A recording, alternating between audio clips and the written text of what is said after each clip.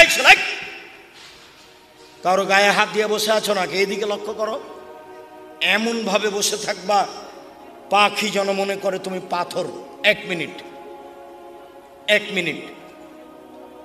একদা রাসূল সাল্লাল্লাহু আলাইহি সাল্লাম চুপচাপ সকালে খুব চিন্তিত বসে আছেন।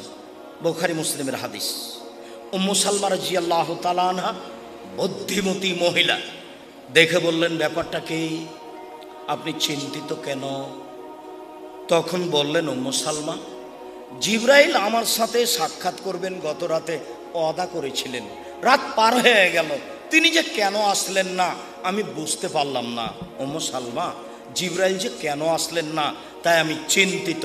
আমার সাথে তো ওয়াদা হয়েছিল, তিনি গত রাতে সাক্ষাৎ করবেন, আমার সাথে আসলেন না কেন? চিন্তা করতে করতে উঠলেন। উঠে একটু বিছানের নিচে, খাটের নিচে দেখছেন একটা কুকুরের বাচ্চা। তিনি নিজে হাতে কুকুরের বাচ্চাটাকে সরিয়ে দিলেন, তারপরে ওখানে পানি ছিটিয়ে দিলেন। আরে ছিটাতে না ছিটাতে জিবরাইল চলে এসেছেন। আল্লাহ রাসূল বলছেন, কি ব্যাপার? ওয়াদানি, আপনি আমার সাথে ওয়াদা করেছিলেন রাতে আপনি আমার সাথে সাক্ষাৎ করবেন, আসেননি, এখন আসলেন যে? তখন জিবরাইল আলাইহিস সালাম বলছেন, আমি এসেছিলাম তো, আপনার ঘরে ঢুকিনি, আমি ফিরে গেছি।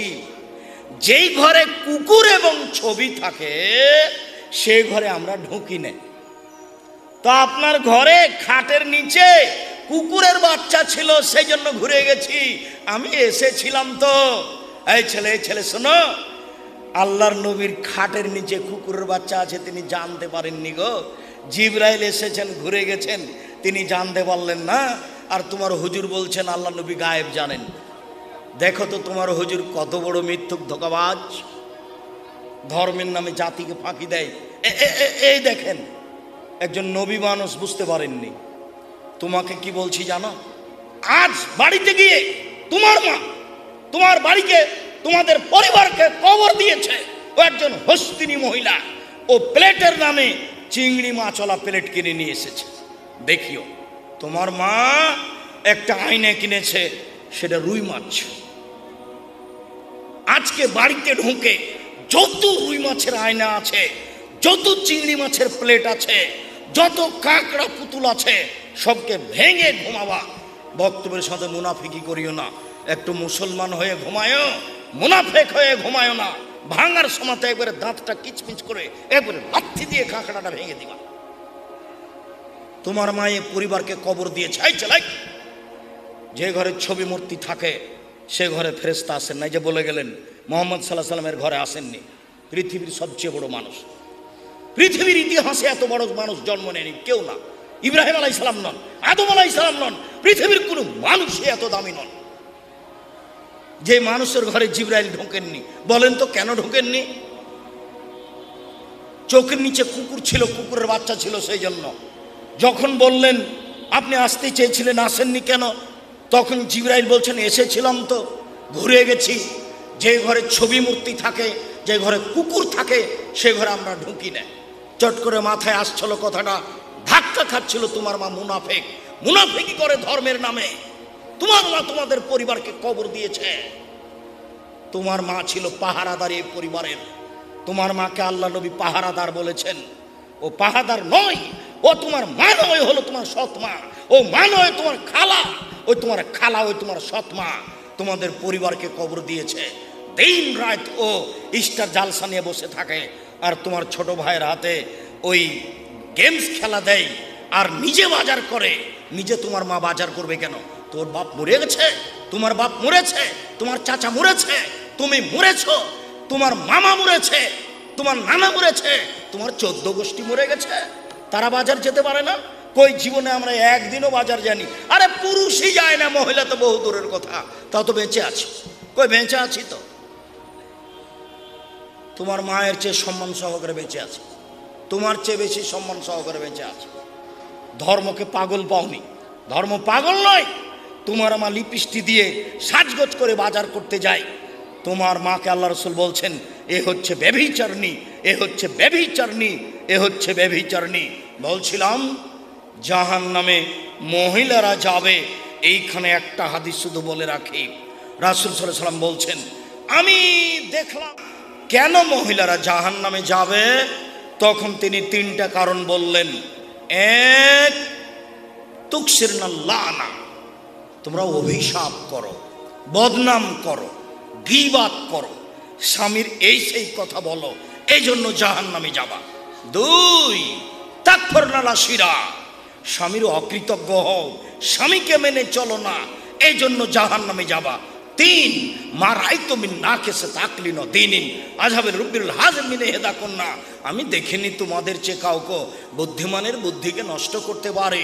ও নারী জাতি, তোমরা এমন জাতি যে বুদ্ধিমানের বুদ্ধিকে নষ্ট করতে পারো।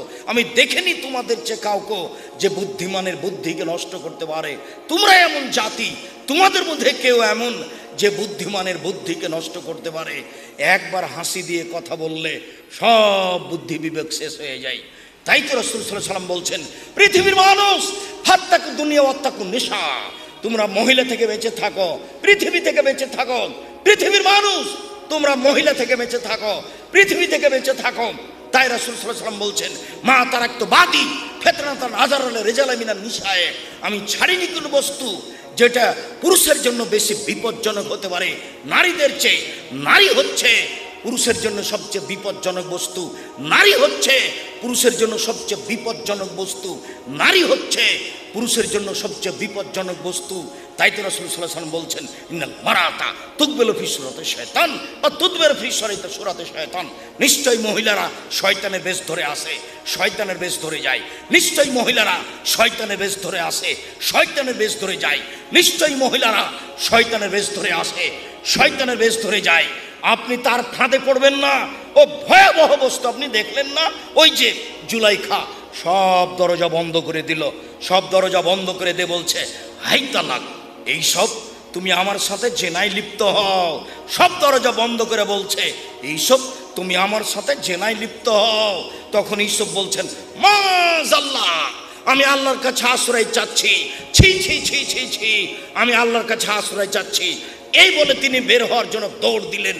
পিছন দিক থেকে জুলাইখা জামা ধরে টানতে লাগলো, ছিঁড়ে হাতে থেকে গেল। তিনি বের হয়ে গেলেন, দরজা খুলে বের হয়েছিলেন তা বোঝা যায় না। তিনি আগে আগে বের হলেন, পিছনে পিছনে জুলাইখা বের হলো। সেখানেই ছিল জুলাইখার স্বামী।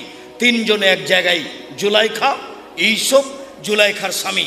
চট করে জুলাইখা কথা পরিবর্তন করে দিল, দেখেন এই লোককে আপনি বাড়িতে রেখেছেন যে আপনার স্ত্রীর সাথে জেনা করতে চায়, আর আপনি একে বাড়িতে রেখেছেন এ আপনার স্ত্রীর সাথে জেনা করতে চায়। সাবধানে বোকা ছেলে, কোনোদিন মেয়ের পাল্লাতে পড়িও না, তোমাকে জাহান্নামে ঠেলে দিবে। এ দেখো ইউসুফের মতো মানুষকে বেকায়দায় ফেলে দিল। তারপরে বলছে, আরে আপনি জুলাইখার স্বামী কি ঘোষণা দিবেন? আমি জুলাইখা বলছি, একে যথাযথ পিটন দিতে হবে, নইলে জেলখানায় বন্দি করতে হবে। ইউসুফকে যথাযথ পিটন দিতে হবে, নইলে জেলখানায় বন্দি করতে হবে। 12 বছর জেল হয়ে গেল।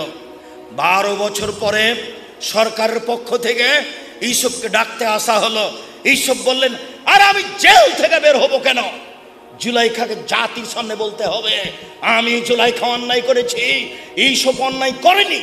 যতদিন পর্যন্ত জুলাইখা জাতির সামনে ঘোষণা না দিবে ততদিন পর্যন্ত আমি ইউসুফ জেল থেকে বের হব না। জুলাইখা জাতির সামনে ভাষণ দিল, পৃথিবীর মানুষ শুনে রেখো, মিশরের মানুষ শুনে রেখো, আমি জুলাইখা মিথ্যাবাদিনী, ইউসুফ সত্যবাদী পুরুষ। অন্যায় আমি করেছি, ইউসুফ অন্যায় করেনি। এই ঘোষণা দেওয়ার পরে তিনি জেল থেকে বের হলেন। মনে রেখো যুবক, নারীর ফাঁদে পড়িও না, নারী বড় ভয়াবহ বস্তু। সম্মানিত দিনী ভাই বোন, জাহান্নামের উল্লেখযোগ্য শাস্তি হচ্ছে আগুন। রাসূল সাল্লাল্লাহু আলাইহি ওয়াসাল্লাম বলছেন, মিনহুম মান তাখুজুন নার বিকাবাইহি, কারো কারো জাহান্নামের আগুন হবে টাকনো পর্যন্ত। অমিনহুম মা ইয়াকুনু ইলা রুকবাতাইহি, কারো কারো জাহান্নামের আগুন হবে হাঁটু পর্যন্ত। অমিনহুম মা ইয়াকুনু ইলা হুজুজাজিহি, কারো কারো আগুন হবে কোমর পর্যন্ত। অমিনহুম মা ইয়াকুনু ইলা তারকুয়াতিহি, কারো কারো জাহান্নামের আগুন হবে গলা পর্যন্ত।